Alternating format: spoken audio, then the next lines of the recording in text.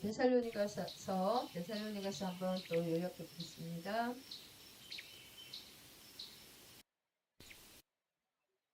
데살로니가서 할렐루야. 순서대로 져버렸네요. 데살로니가서는 이제 갈라디아 지역이라고 그랬습니다. 데살로니가서는 갈라디아서 정신이 없네요. 갈라디아서는 갈라디아 지역에 보내는 사도 바울의 편지인데, 이쪽입니다. 안디옥, 이고니온, 도베, 루스드라, 보가 이 지역을 갈라디아라고 합니다. 이 지역에서 엄청난 고난을 많이 당했죠. 따라다니면서 막 돌로 치고 계속 쫓아내기 때문에 힘들게 전도했던 그 복음의 지역인데, 이 지역에 보내는 사도 바울의 편지입니다. 사도 바울의 다시 한번 사도 바울의 그 회개 과정, 회심 과정을 보면 다메섹에서 다메섹까지 기독교인들을 잡아가기 위해서 이렇게 다메섹까지 갔다가 다메섹에서 예수님을 만나서 아라비아에 갔다가 다시 3년간 아라비아에서 머물다가 다시 다메섹에서 갔다 또 예루살렘 그 사도들을 만나기 위해서 한 15일간 예루살렘에 머물다가 거기서도 유대 기독교인들의 그 좀 사도 바울에 대한 그 문제가 생겨서 다소에서 갑니다. 다소에서 10년 동안 다소에서 10년간 있습니다. 할렐루야. 참 이게 한 사람이 그 사도가 탄생하기까지는 최소한 지금 이 기간만 13년이 넘었잖아요. 10년간 다소에서 머물렀다. 그리고 이 당시에는 이제 지금 예수님 승천하시고 지금 이 교회가 유대교에서 기독교가 탄생하는 시기고 이 변천하는 시기였기 때문에 많은 문제와 오해가 있었습니다. 그래서 지금까지도 유대교를 또 지키는 사람들이 있는 반면에 있는데 하나님을 유대인의 이스라엘의 하나님을만 알다가 이방인을 굉장히 개떼지로 알다가 이방인에게 이제 그 기독교는 온 그 열방의 기독교가 유대교로부터 독립되는 그런 갈라디아서를 통해서 독립됩니다. 기독교의 하나의 새로운 기독교가 유대교로부터 독립되는 그런 시기였다.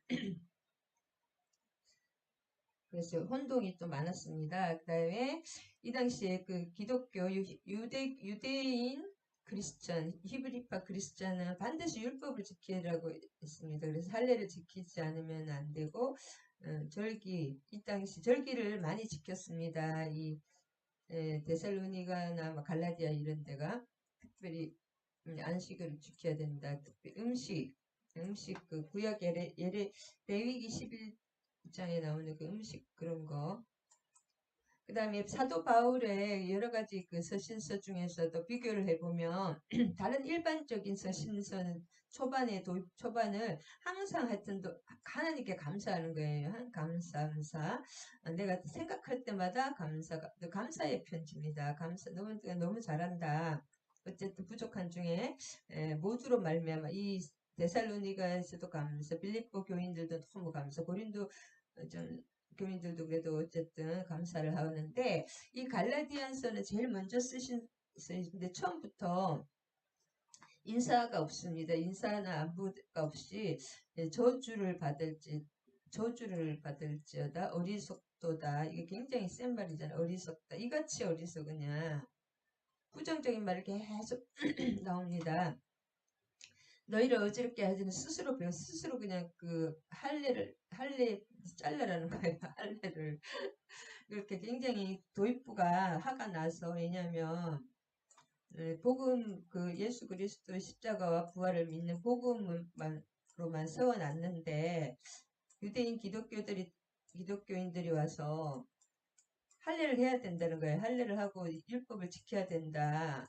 그러면서 완전히 이제 복음이 변질되었기 때문에 이렇게 이런 식으로 계속 그 화가 나서 엄청난 갈라디아서는 엄청 화가 나서 쓰여진 편지입니다. 그 다음에 이 당시 갈라디아 사도행전 13장 1절을 보면 사도 바울의 그 위치가 이 맨 마지막이라는 것을 알 수 있습니다. 이 누가가 썼죠. 루카스. 누가는 이제 헬라인인데 중요 순서대로 이 사람 이름을 쓰는데 바나바를 제일 먼저 쓰고 그 다음에 시몬을 두 번째 쓰고 그 다음에 루기오 세 번째 썼고 분봉왕 마나엔을 그 다음에 썼고 사도 바울이 이 중에서 안디옥 교회 중에서 서열이 하나 둘 일단 쓴 사람 중에서는 5번째가 그런 것 같네요. 6번째. 최하위에 아직까지 그 신뢰관계를 많이 맺지를 못하고 있었던 그런 초기입니다. 갈라디아서가 제일 먼저 쓰여진 목적이고, 그 다음에 15절에 사도행전 15절에 15장에 사도행전 15장에서 보면 이 안디옥에서 이제 바나바와 사도 바울이 이제 사역을 계속하고 있었는데 이 예루살렘에서 그 유력한 사람 이름은 안 나지만 유력한 사람들이 와서 당신들이 이래 가지고 안 된다는 거예요. 할례를 해야 된다는 거예요. 할례도 하고 뭐 하여튼 율법을 지켜야 돼. 율법과 할례를 해야 된다고 와서 싸움이 벌어지다시피 한 거. 율법과 할례를 해야 된다고 주장하면서 사도행전 1장에 보면 율법과 할례를 하자 복음에다가 하나 더 하면 더 좋지 않느냐. 복음도 좋지만 복음에다가 율법과 할례를 특별히 할례를 꼭 해야 된다. 왜냐 이스라엘 사람이 돼야 된다는 거지. 결국은 이방인이 구원을 받기 위해서는 이스라엘 사람이 되어야 된다는 할례를 한다는 거 이스라엘 사람이 된다는 뜻이잖아요. 이스라엘 사람이 되어야 된다는 거예요. 이스라엘만 원래 구원이 있으니까 이 사람들 사고방식은 이스라엘 사람이 되어야 된다는 것입니다. 그래서 적지 않은 소동이 있었습니다. 그래서 사도행전 이것을 알기 위해서는 사도행전을 더 봐야 됩니다. 그래서 이제 갈라디아서 오늘은 그렇게 사도행전 한번 같이 봐야 되기 때문에 사도행전 한번 보겠습니다.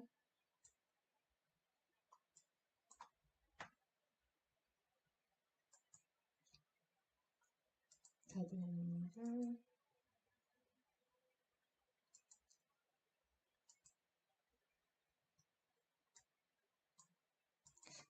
사도행전 15장에 이제 어떤 사람들이 유대로 내려와서 형제들을 가르치되 너희가 모세의 법대로 할례를 받지 못하면 능히 구원을 받지 못하리라. 유대로부터 누가 왔냐면 유대로부터 그 유대인들이 온 것입니다.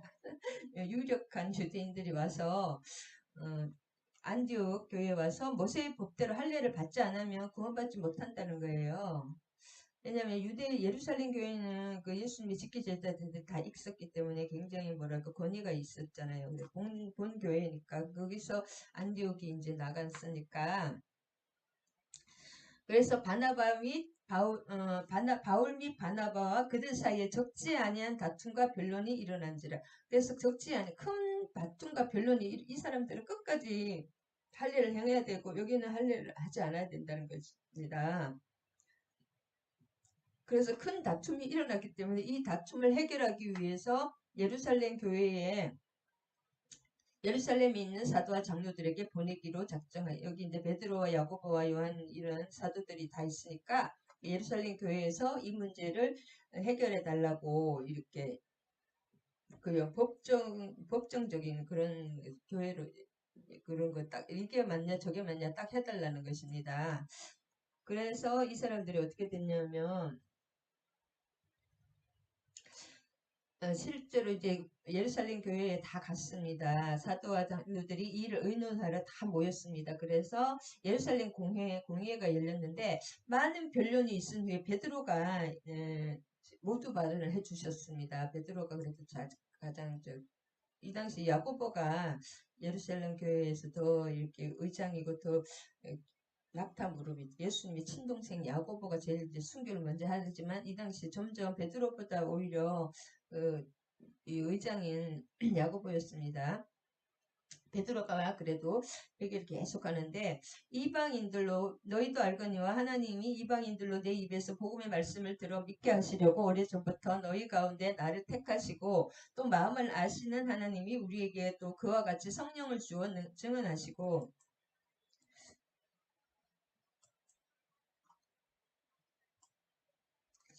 그래서 이방인에게도 성령이 다 들어 이 당시 이 베드로도 아시아 지역을 계속 또 전도를 선교를 했거든요. 그래서 성령을 주어 증언하시고 믿음으로 그들의 마음을 깨끗이 하사 그들이나 우리에게 차별하지 아니하셨느니라. 사도 베드로에게도 여러 가지 고넬료 사건에 대해서 하나님이 직접 보여주셨잖아요.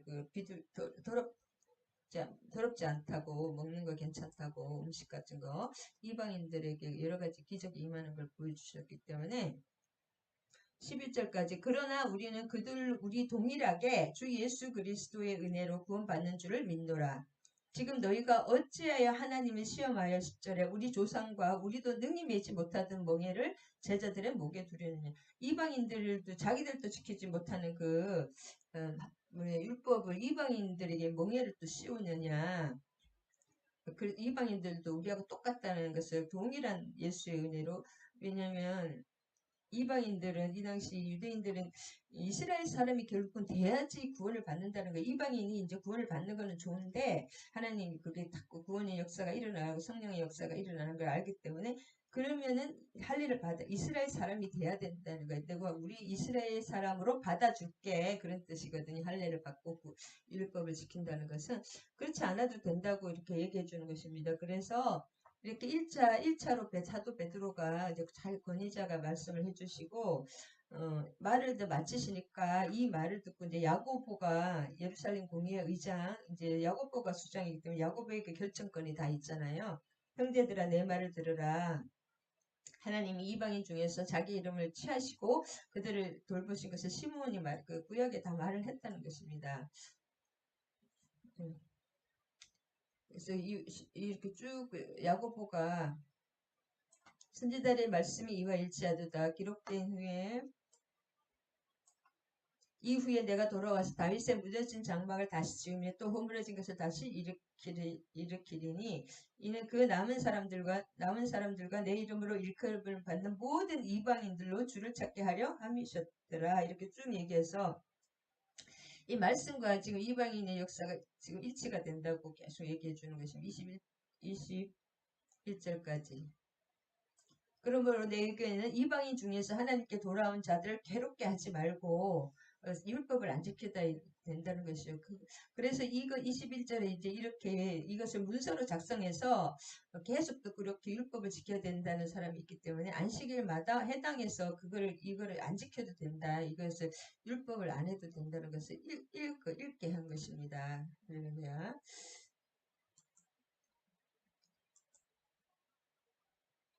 그때 그 얘기입니다. 할렐루야. 전체적인 좀 내용도 중요하지만 그 배경을 알면 금방 또 이해가 됩니다. 그래서 갈라디아서는 결국은 4장을 요약해 보면 상속자 또 비유를 3장과 4장에서 이것을 계속 율법이 아니라 믿음으로 구원을 받는다는 것을 지금 증명하는 과정인데 4장에서도 상속자 비유를 통해서 복음의 우월성 율법이 아니라 복음의 로서 구원받는다는 것을 말하고 있습니다. 1절에서 7절까지. 그 다음에 바울은 또 두 가지 언약, 아브라함의 아내였던 하갈과 사라를 비유해서 언급하였고 21절에서 31절. 그 다음에 옛 언약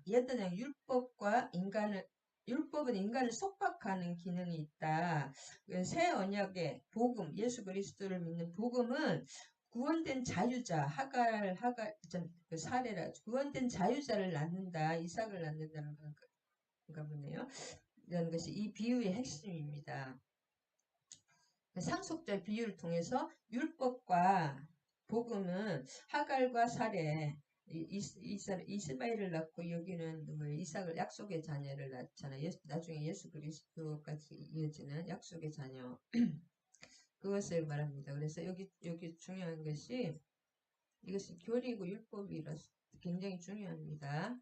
기독교의 핵심 교리이기 때문에 신약에 그래서 또 유업을 이을 자가 모든 것의 주인이나 어렸을 동안에는 종과 다름없어서 또 아버지가 정할 때까지 후견인과 청지기 아래에 있나니 이 사도 바울이나 예수님은 말씀은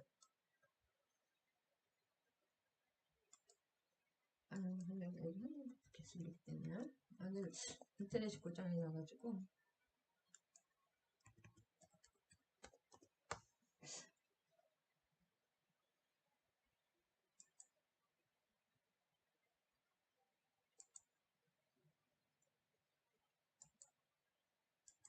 골라디아서 이제 유업을 어렸을 동안에는 종과 다름없어서 그 아버지가 정할 때까지 후견인과 청지기 아래에 있나니 이와 같이 우리도 어렸을 때는 세상의 초등학문의 종로를 다했더니 때가 차면 하나님이 그 아들을 보내어 여자에게 나시게 율법 아래 나시게 하신 것은 짧게 말하면 이때 로마의 그 로마의 정권이 하였잖아요. 로마에는 이제 그 노예가 아이들을 가르쳤다고 합니다. 한 6살에서 많을 때까지는 20살 아니면 16살까지 그 아이가 철이 다 들 때까지 우리가 하나님을 알 때까지는 율법을 예수 그리스도를 알 때까지는 그 말씀이죠. 율법 구약이나 이런 율법이 하나님께 인도해 주시고 우리가 죄인이라는 것을 깨닫게 하시고 우리는 하나님 없이는 살 수 없다는 것을 본질적인 뭐예요? 그 전적 부패한 사람이라 나에게는 희망이 없다. 나는 진짜 전적인 그 부패한 타락한 죄인이라는 것을 깨닫게 하는 기능을 하고 내가 진짜 그런 사람이라는 깨달을 때 그리고 예수 그리스도를 알 때는 이 성령이 오셔서 예수를 완전히 하나님을 알 때 하나님과 예수 그리스도를 알 때는 이제 가르쳐 줄 필요가 없잖아요. 스스로 다 철이 들어서 다 모든 것을 아니까. 철이 들기 전까지는 그 노예가 그 로마 시대 때 노예가 몽학 선생을 노릇해서 결국 심지어 노예가 그 주인 아이를 때릴 수도 있었다고 합니다. 모든 것을 학교도 뭐 이렇게 모든 것을 그 주관하면서 가르쳐주고 모든 것을 가르쳐주고 때릴 수도 있었다고 합니다. 심지어는 그 주인은 그만큼 스승으로서 가르칠 수 있는 능력이 율법에게는 있는데 율법이 이제 복음까지 가르쳐주는 역할을 하는 것입니다. 정한 때까지 후견인과 정직 후견인이 그 사람이 결국 25살까지는 그 후견인이 재산까지 관리를 했다고 합니다. 그래서 율법이 처음부터 없는 것이 아니라 율법의 역할이 반드시 있다고 이렇게 율법의 역할이 있다. 율법은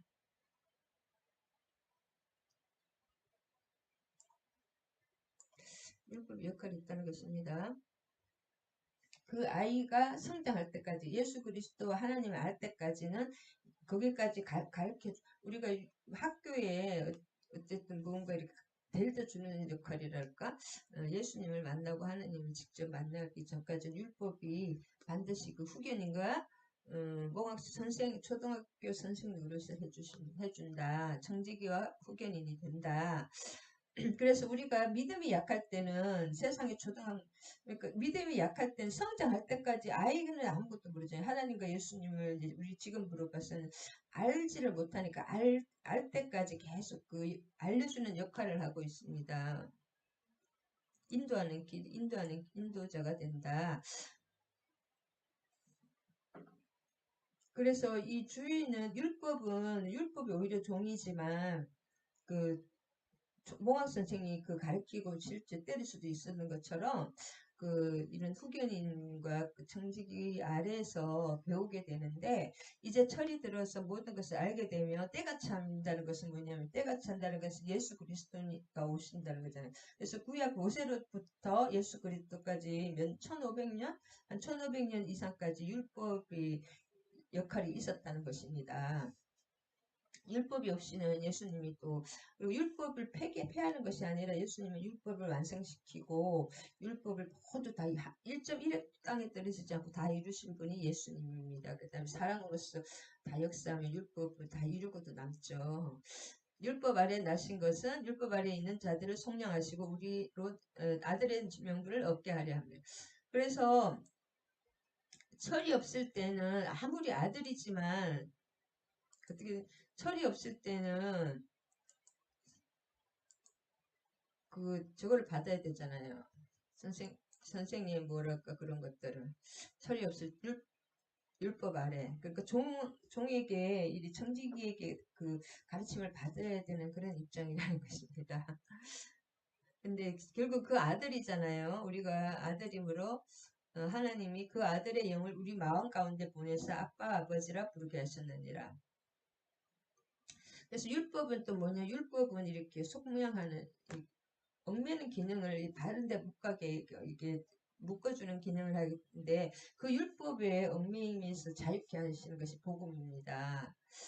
그러면 그 복음을 믿고 예수님이 오시면서 성령이 오시면은 그 성령은 예수님의 영이고 하나님의 영이기 때문에 예수님은 아들이잖아요. 아들의 똑같은 성령이 우리에게 오시기 때문에 보혜사 성령님이 그 아들의 영이 오셔야지 내가 하나님이 나의 아버지라는 것을 깨닫게 된다고 합니다. 그럴 때 아빠 아버지라 부르게 하느니라.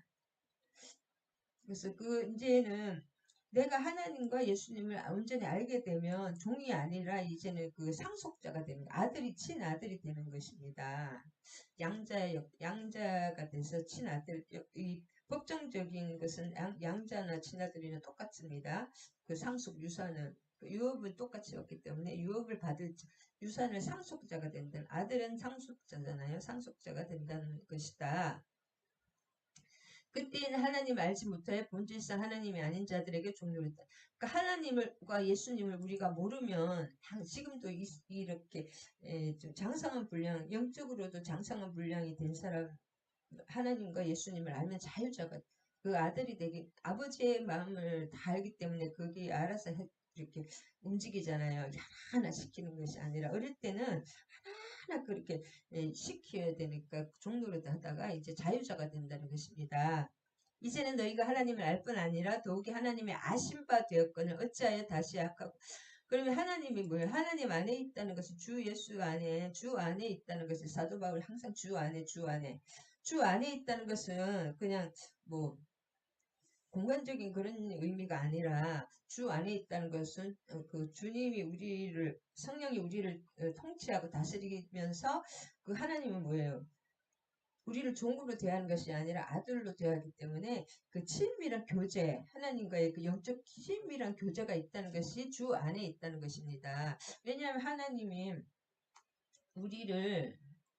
우리와 뭐래요? 교제하기 위해서 우리를 지으셨잖아요. 그렇게 그 관계가 정상적인 관계가 그렇게 된다는 것입니다. 그래서 계속 그 얘기입니다. 계속 그 얘기가 그 얘기입니다. 그래서 짧게 말하면 때가 참에 그게 아까 중요해요. 때가 참에 아까 그거 다시 한번 하면 1절과 3절에 핵심만 말하면은 아까 때가 참에 1절과 3절에 이게 후견인과 이러는 것도 아이가 어릴 때는 밑에 후견인에 아니면 그 노예라도 그 사람이 나를 인도하잖아요. 그 사람이 때릴 수도 있다까지 했잖아요. 그렇게 하지만은 노예의 다스림을 받습니다. 그렇지만 그렇기 때문에 근데 때가 차면 그 아이가 장성하게 되면 이제 노예를 다스리게 되잖아요. 이때 로마 시대라는 것을 알아야 됩니다. 그래서 2절과 3절에 연관시켜 생각하면 속박이 끝나는 때라는 것이 때가 참에 속박이 끝나는 때는 언제 속박이 끝난 구약에는 이 율법의 시대였지만 그리스도의 초림 예수 그리스도께서 태어나셔서 오실 때 그것이 때가 차는 것입니다. 1500년에 이제 때가 찬 거죠. 시간이 율법 아래에서 나게 하신 그리스도는 율법을 지켜야 할 인간적인 율법 아래에서 예수님도 율법 아래에서 태어나신 거예요. 그 아들도. 그것이 무슨 뜻이냐면, 그리스도는 율법을 지켜야 할 인간적인 그 책임뿐만 아니라, 죄인을 또 우리를 그 구해낸 대속하기 위해서 율법의 형벌, 죽음까지도 받아들여야 할 책무를 가지고 태어나셨습니다. 그래서 이 율법 아래에서 태어나서 율법의 모든 그것을 자기도 행해야 되고, 율법 아래에서 종로를 타는 율법은 뭐예요? 죄는 반드시 죽이잖아요. 그런 것까지 다 자기가 대신 십자가 죽어야 되는 그 책무를 가지고 태어나시는 것입니다. 율법 아래에 태어났다는 것은 우리 한 사람의 죄가 아니라 전 인류의 죄를 다 율법뿐이 아니라 다 만족시켜야 되기 때문에 이런 상태를 율법 아래에서 태어났다는 것입니다. 예수님은 율법 아래에 태어나신 것입니다. 인간의 몸으로 오셨기 때문에. 그 다음에 아까 초등학문, 다시 한번 말하면 천박한 초등학문 구절에 나오는데, 갈라디아인들은 유대주의자들의 영향으로서 그 유대주의자들이 계속 또 와서 계속 사도 바울이 떠나고 나면 유대주의자들이 또 와서 율법을 지켜야 된다고, 그러면서 절기를 지켜야 된다고, 그렇게, 왜냐면 예루살렘에서 왔다는 거잖아요. 예루살렘에 예수님의 제자들이 거기 다 있으니까 거기서 왔기 때문에 그 말을 들어가지고 행식, 그 외형적인 그 의식주의를 따르게 되었습니다. 지금 이 갈라디안들이. 그래서 화가 난 거예요. 사도 바울이. 그들은 할례의식과 날과 달과 절기를, 해를 지키는, 지금도 무슨 막 뭐 지키는 거 날짜 지키고 그러잖아요. 그 미심 있는 사람들. 그런 것처럼 그 할례도 지키고 날과 달과 절기와 해, 무슨 해에는 무슨 뭐 하면 안 된다 그런 거, 날짜 그런 걸 다 지켰습니다. 이와 같이 그들은 율법 행위가 구원의 길인 것처럼 그것을 그렇게 미혹을 받아가지고 뭐 배교에 이렇게 다른 복음을 믿을 그 위험에 처했다는 것입니다. 그래서 지금 화가 나가지고 엄청 이렇게 쓰는 편지입니다.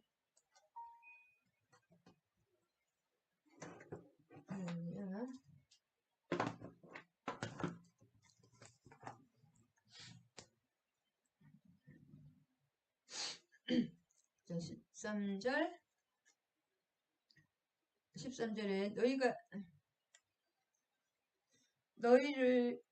내가 처음에 육체의 약함으로 말미암아 너희에게 복음을 전한 것은 너희가 아는 바라.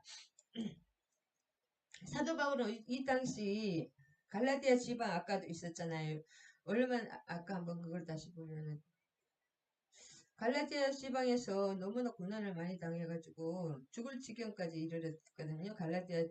이 갈라디아 지방에서 1차 선교에 이렇게 갈라디아 보가 지나서 안디옥부터 계속 그 유대 기독교인들이 따라다니면서, 회당은 왜냐면 이 유대인의 거였기 때문에 회당에서부터 이 계속 이고니온에서 죽이러 왔고, 이고니온에서 또 루스드라까지, 이 안디옥 이고니온 루스드라까지 와서 막 죽이려고 결국은 돌로 쳐 죽였다가 성 밖에 던져진 것을 제자들이 뚝 둘러보고 있다가 그 당시 디모데도 있었죠. 그러면서 디모데가 이제 그 회심하는 계기가 됐지만은, 그 완전히 죽었던 사람을 다시 또 그냥 돌아가고 포기하는 것이 아니라 또 도배에 가서 또 복음을 전하는 거예요. 그러면서 다시 돌아오면서 다시 또 루스드라와 이고니온과 안디옥을 들러서 이제 무라이를 통해서 안디옥으로 왔는데, 진짜 실제로 이 지역에서 죽음을 경험하기도 하고 엄청난 고난을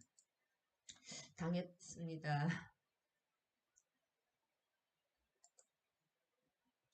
그래서 육체의 약함을, 그래서 그렇게 육체가 그렇게 돌맞았고 그렇게 하면 제대로 치료도 못 받고 이 당시 굉장히 많이 걸어 다녔기 때문에 힘들었다고 합니다. 힘들었다고. 얼마나 힘들겠어요.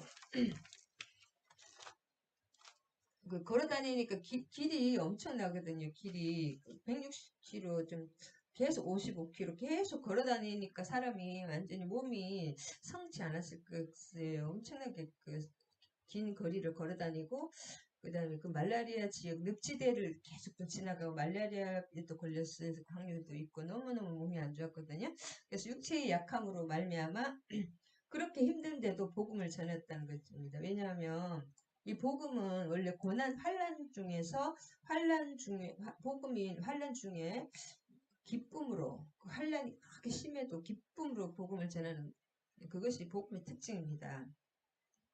복음 전도자가는 쉽지 않아요. 온갖 악한 그 공격을 받기 때문에 죽을 위험까지 항상 겪는 것입니다. 실제로 진짜 복음 전하게 되면 너희에게 복음을 전한 것을 너희가 아는 바라. 그렇게 내가 그렇게 하면 뭐 손에 육체적으로 봐서 이익될 게 한 개도 없잖아요. 가만히 편안히 살면 되는데 그렇게 진짜 그렇게 고난을 당하면서 복음을 전하는 것입니다.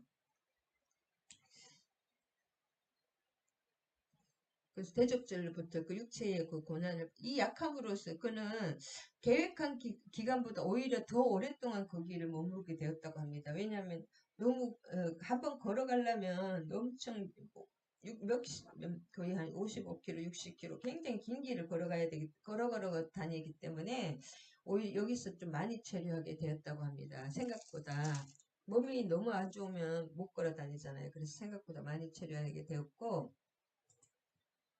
계획보다.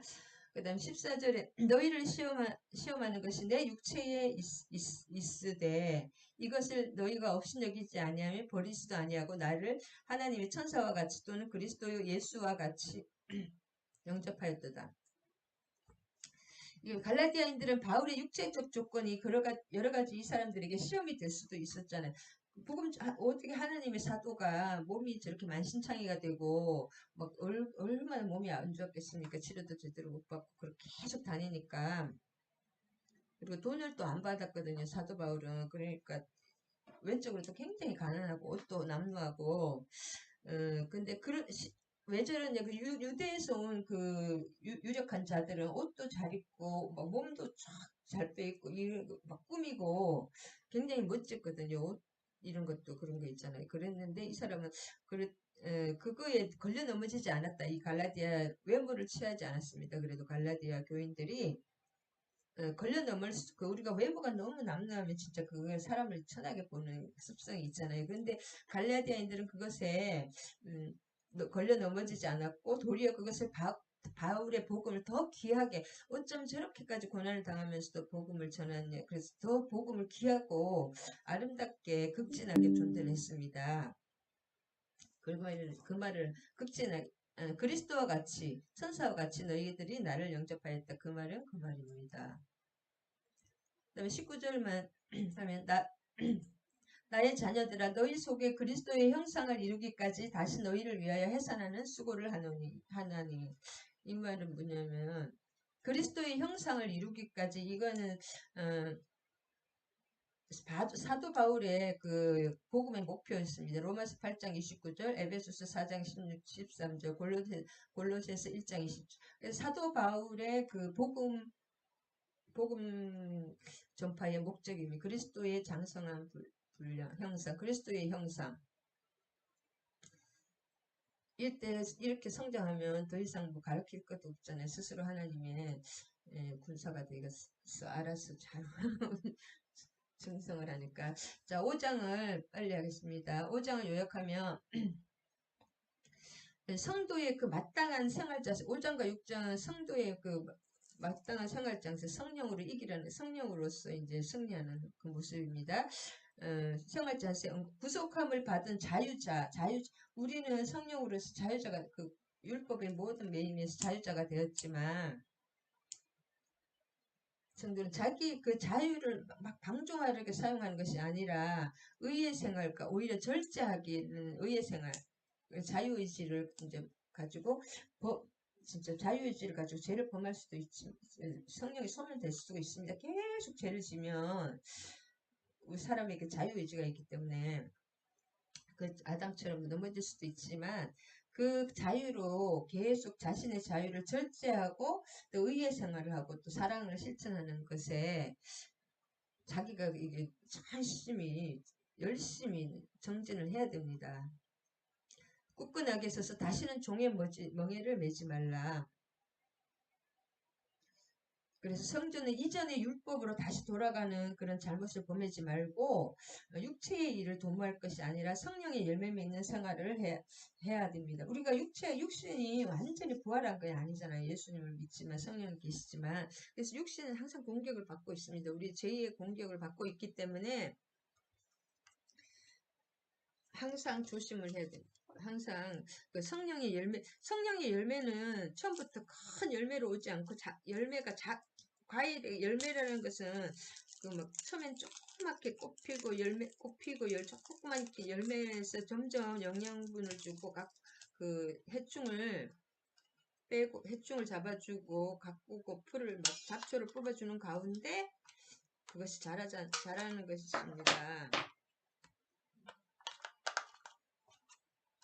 그래서 성령의 열매는 하루아침에 하나님이 툭딱 그 무슨 도깨비 방망이처럼 열어주는 내가 그 노력을 해야 되는 것입니다. 계속 하나님이 다 해주시지만 모든 것은 해주시지만 내가 숟가락으로 먹어야 됩니다. 100년 동안 숟가락이 올라올지어다 안 올라옵니다.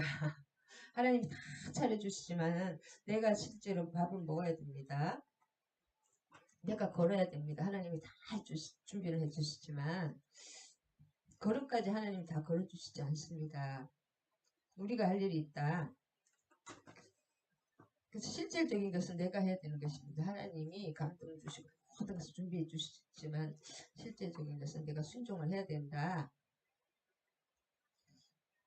어디까지 했지?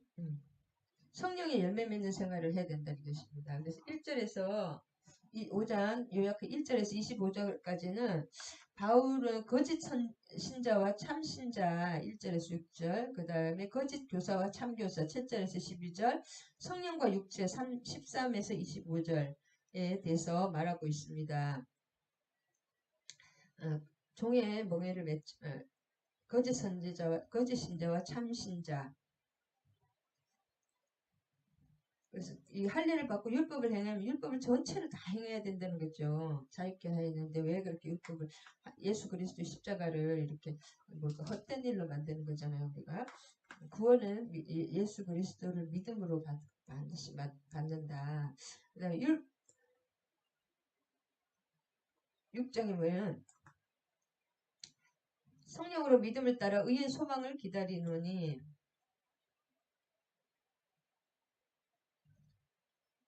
율법 안에서 이제 짧게 하겠습니다. 사랑으로서 역사하는 믿음 요거를 제목으로 잡았는데 우리가 성령을 믿음을 따라 성령으로 믿음을 따라 예수님을 믿으면 성령이 우리에게 성령이 오시잖아요. 성령 세례가 주어지면 그 예수님을 믿음으로 성령을 믿음으로 인도를 따라서 의의 소망을 기다리노니 그리스도 예수 안에는 할례나 무할례나 효력이 없을 때 사랑으로서 역사하는 믿음뿐이니라. 사랑으로서 역사하는 믿음이란 그 단순히 우리가 그냥 그렇습니다 이렇게 지적인 동의가 아니라 사랑의 행위로 반드시 나타나야 된다고 합니다. 왜냐하면 하나님의 은혜를 진짜 그 하나님이 그 은혜를 내가 진짜 믿고 신뢰하며 살아가는 삶을 살기에는 뭐예요? 그 반드시 사랑의 열매가 나와야 되는 것입니다. 하나님을 믿는데 아무 냉랭하다. 그러면 뭔가 안에 잘못된 거예요. 우리가 열매를 보고 나무를 뭐라 그럴까 그 판단하라고 하셨잖아요. 삶의 열매가 있어야 된다. 데살로니가 1장 3절 그 말 똑같습니다. 그 다음에 짧게 하면 5장 11절에 보면 형제들아 내가 지금까지 할례를 전한다면 어찌하여 지금까지 박해를 받으려 그리하여면 십자가의 걸림돌이 제거되었다. 할례만 계속 할례하려 하면 박해를 받을 필요가 없잖아요. 그것을 다 찬성하니까 유대인들이 죽이려고 하거든요. 이방인들은 다 이렇게 은혜를 받는데 꼭 유대인들이 또 화가 나고 시기가 나가지고 항상 그렇게 하거든요. 십자가의 걸림돌이라는 것이 뭐냐면 걸림돌이란 그 넘어지게 하는 거, 걸림이 딱 있으면 탁 넘어질 수가 있잖아요. 넘어지게 하는 그 장애물을 뜻하는데 예수님의 십자가가 유대인에게는 거리낀다. 유대인들에게는 이게 오히려 걸리는 장애물이 된다는 것입니다. 고린도전서 1장 23절. 유대인들은 자기들 할례를 행하면 이거 율법만 행하면 구원받는데 십자가 이방인들은 그냥 예수만 믿으면 구원받는데 저게 뭐야 하면서 오히려 걸림돌이 됐다는 것입니다. 왜냐하면 그들에게는 대망하던 그들이 막 기다리고 대망하던 메시아는 뭐냐면 큰 권세를 가지고 능력을 행할 자, 그러니까 이스라엘을 로마로부터 해방시킬 자 그런 사람이었는데 너무 십자가에 죽는 그 연약한 사람이 어떻게 우리의 메시아냐 이렇게 되는 것입니다. 지금까지. 그러니까 십자가의 죽음으로써 종지부를 찍은 것으로 보였기 때문에 그 부활을 모르는 거예요. 이 사람들은 실제로 버림받은 사람들이죠. 그래서 하나님을 내가 진짜 삶으로 그 성령의 삶 하나님을 체험으로 아는 알지 못하면 거짓 신앙이 제대로 되지 않는 것 같습니다. 내가 이르노니 너희는 성령을 따라 행하라. 그리하면 육체의 욕심을 이루지 아니하리라.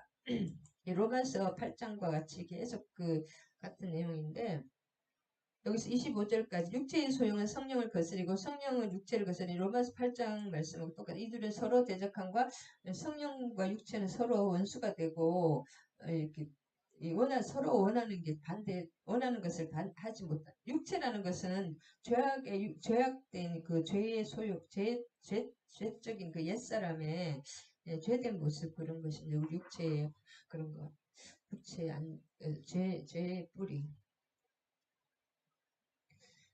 바울은 여기 25절까지 여기서 두 가지 삶의 원리를 제시하는데 성령의 원리와 하나는 육체의 원리입니다.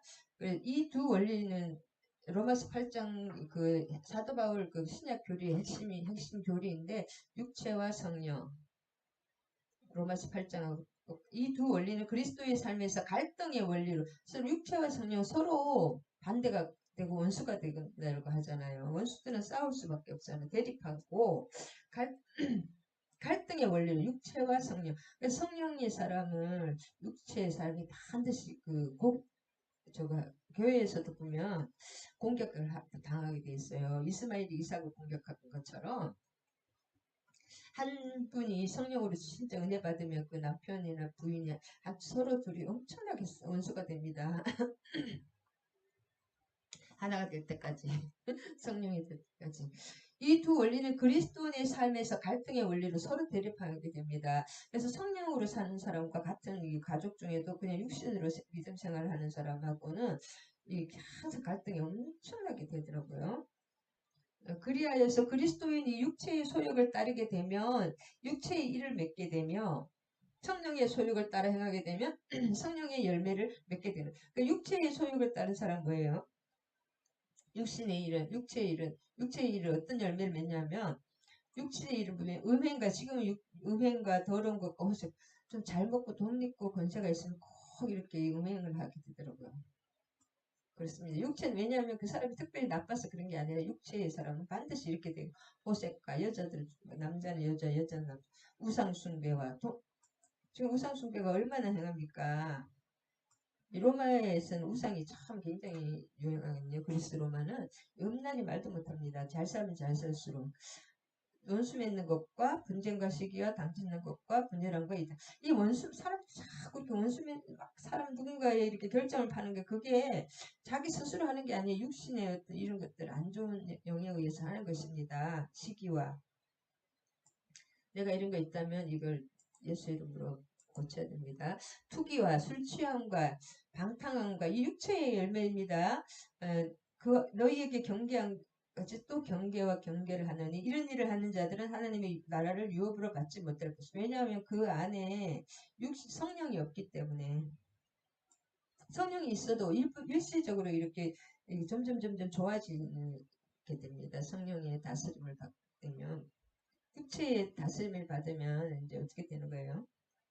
안 좋은 결과가 있어요. 성령의 다스림이 어떻게 되냐? 성령의 원리에 따른 사람은 사랑과 희락과 화평과 오래 참음과 양성과 충성과 온유와 절제니 내 속에 성령의 예수 계시면 이런 열매가 내 속에 지금 내 삶에 어떤 열매가 일어나느냐 말마다 자꾸 말이 이렇게 선한 말이 많이 나오지 않고 좀 이렇게 비판하는 말 그냥 이렇게 정확한 말 진실을 너무 말하면 안 됩니다. 사실을 말하면 진실하고 사실은 틀립니다. 그런 말 저도 항상 그랬던 것 같은데 많이 좀 고치려고 노력을 중인데 오래 참음과 자비와 양성과 충성과 온유와 절제는 이런 것들이 나올 때 나는 기도하지 않으면 나는 죄 짓는구나 그래서 기도할 수밖에 없는 거예요. 기도하지 않으면 어느 순간에 이렇게 탁 튀어나옵니다. 그래서 온유와 절제는 이 같은 것을 금지할 법이 없느니라. 저절로 되는 것입니다. 이렇게 안에서 이렇게 나오는 것입니다. 속에서 겉으로. 그리스도 예수의 사람은 육체와 함께 그 정욕과 탐심을 십자가에 못 박았네요. 그래서 참 고난이 많은 것 같아요. 고난을 통해서 이렇게 이 육체가 좀 벗어지는 것 같습니다. 우리가 성령으로 살면 또한 성령으로 행할지니 헛된 영광을 구하며 서로 노엽게 하거나 서로 투기하지 말지니라. 그래서 내가 어떤 열매가 많이 있든 스스로 생각해 보면 내 환경이 나의 영적 상태입니다. 하나님 훈련하는 과정에서 강하게 또 그런 고난 욕처럼 그런 것도 있긴 있고요. 할렐루야. 6장을 요약해보면 믿음으로 구원받은 성도는 죄인에게 온유하며 1절입니다. 그 다음에 다른 성도들의 어려움에 서로 짐을 지라거든요. 다른 성도가 힘들 때 그걸 짐을 지라는 것입니다. 제목이 6장은 제목 하나로 치면 짐을 지라, 서로 짐을 지라.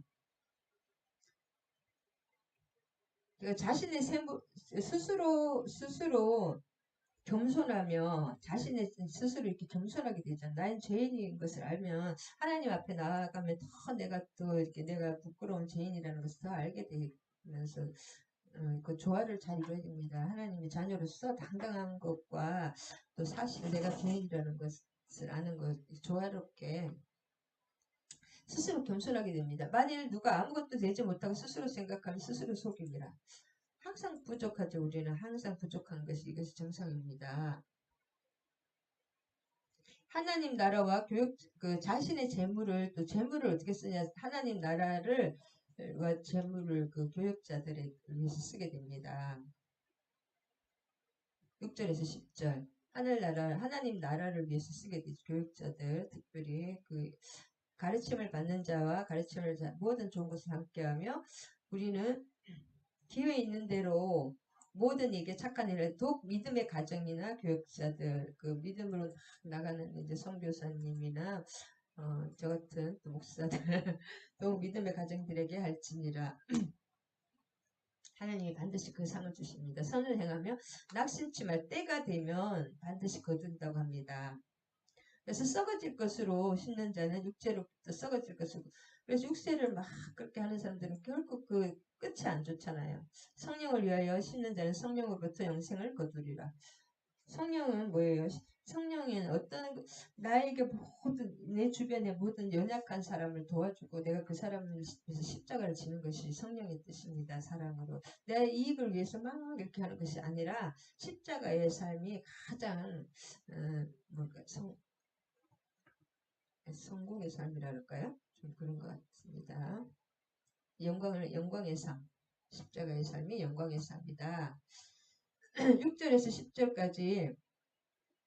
그래서 성령을 위하여 심는 이는 뭐예요? 성령을 위하여 심는다는 6절에서 10절까지는 선을 행하는 것을 말하는 것인데 9절에 우리가 선을 행하면 성령을 위해 다른 사람을 이렇게 도와주는 것이 있잖아요. 선을 행하고 힘든 사람을 도움이 필요한 사람들 가장 연약한 사람들 도와주는 것이 선을 행하는 것인데 가르침을 받는 자는 모든 좋은 것을 함께 나누는 것이나 6절 또 모든 이에게 착한 일을 행하는 것을 말합니다.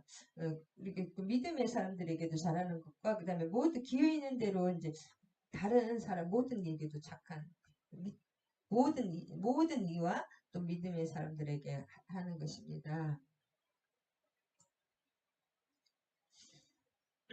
12절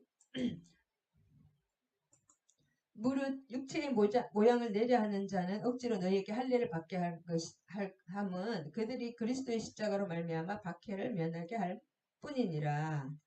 이게 무슨 말이냐면 육체의 모양을 내려 하는 자들이 억지로 할례를 받게 한다는 것입니다.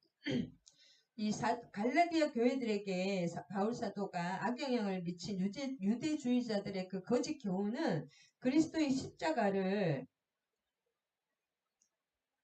때문에 박해를 받지 않으려는데 자기들이 그리스도의 십자가를 지면은 실제로 엄청난 박해가 오거든요.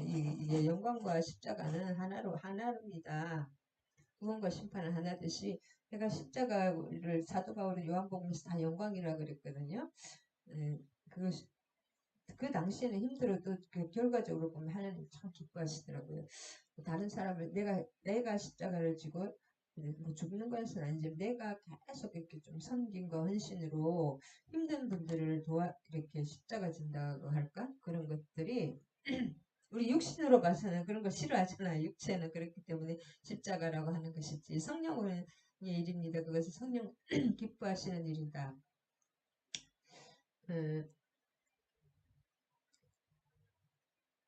그래서 이 그냥 할례만 딱 받으면 얼마나 편합니까? 할례 받고 이렇게 할례를 받게 하는 것은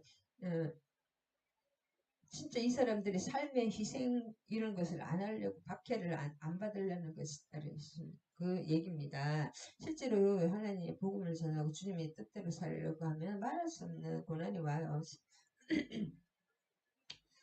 그 육신으로 사는 게 이거 오히려 편하죠. 할례만 딱 받고 하면 율법 지키는 것도 힘들지만 열매가 없습니다. 할렐루야.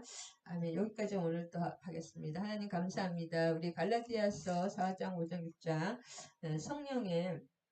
생명의 성령의 법과 육체 사망의 법, 육체로 가는 사망의 법에 대해서 배웠습니다. 우리가 육신대로 하면 당장은 편하고 좋을 수가 내 생각 내 육신대로 살면 편할 수 있죠. 그 열매가 사망이고 성령으로 살면 희생과 겸손과 또 많은 고난이 있지만 그 결과는 생명이며 예수 그리스도의 십자가의 길을 따라가는 저와 우리 지체들이 되어서 그 길이 영광의 길, 생명의 길, 예수님, 주님을 따르는 길이라는 것을 깨닫고 육체의 일을 도모하지 않고 성령의 일을 도모하는 성령의 온전한 통치 안에 나아가는 저와 우리 지체들이 되기를 간절히 소망하며 예수 그리스도 이름 받들어 힘주시기를 간절히 소망하며 기도드립니다. 아멘 아멘. 주님 감사합니다. 주기 논문과 축도하심으로 예배 마치겠습니다.